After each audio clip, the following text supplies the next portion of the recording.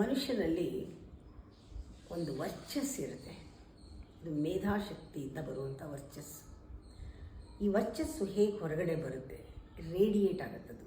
It's a radiance.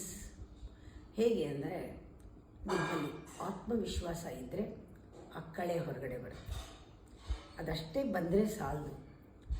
ನೀವು ಯಾರ ಜೊತೆ ನಾವು ಮಾತಾಡಬೇಕಾದ್ರೆ, ಅದು ರೇಡಿಯೇಟ್ ಆಗಬೇಕಾದ್ರೆ ಫಸ್ಟು ಒಂದು ಪ್ರಶ್ನೆಗೆ ಉತ್ತರ ಕೊಡೋಕ್ಕೆ ಅಥವಾ ಏನಾದರೂ ಹೇಳೋಕ್ಕೆ ಒಂದು ಸ್ವಲ್ಪ ಪಾಸ್ ಕೊಡಬೇಕು, ಅಂದರೆ ವಿರಾಮ ತಗೋಬೇಕು, ಆಮೇಲೆ ಮಾತಾಡಬೇಕು. ಅದು ತಲುಪತ್ತೆ. ಆ ತಲುಪೋದ್ರ ಜೊತೆಗೆ ನಿಮ್ಮಲ್ಲಿರೋ ಕಾನ್ಫಿಡೆನ್ಸ್ ಅವ್ರಿಗೆ ತಲುಪತ್ತೆ.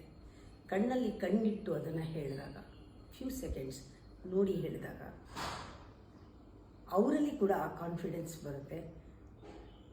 ಉತ್ತರ ಅವ್ರಿಗೆ ಸಿಕ್ಕಿರುತ್ತೆ. ನೀನು ಆಗಲೇ ಡೆಲಿವರ್ ಮಾಡಿರ್ತೀಯ, ಏನು ಹೇಳಬೇಕು ಅಂತೀವಿ ಅದು ಡೆಲಿವರ್ ಆಗಿರುತ್ತೆ. ತುಂಬ ಮೌನದಲ್ಲಿ ಇದಾಗಬೇಕು. ಇದನ್ನು ಕರಿಷ್ಮಾ ಅಂತ ಹೇಳ್ತಾರೆ, ಗ್ಲೋ ಅಂತ ಹೇಳ್ತಾರೆ, ಇದು ವರ್ಚಸ್ಸು ಅಂತ ಹೇಳ್ತಾರೆ, ಇದು ಆ ಕಳೆ ಅಂತ. ಬರೀ ಅವ್ರ ಪ್ರೆಸೆನ್ಸ್ನಲ್ಲೇ ಉತ್ತರ ಸಿಗುತ್ತೆ, ಫೀಲ್ ಆಗುತ್ತೆ, ಕನೆಕ್ಟ್ ಆಗುತ್ತೆ, ಗೊತ್ತಾಗುತ್ತೆ. ಆ ಥರ ಪ್ರತಿಯೊಬ್ಬರಿಗೂ ಅದಿದೆ. ಬಹಳ ಸೂಕ್ಷ್ಮವಾಗಿ ಅದು ನಮ್ಮಿಂದ ಹೊರಗೆ ಬರುತ್ತೆ. ರೇಡಿಯೋ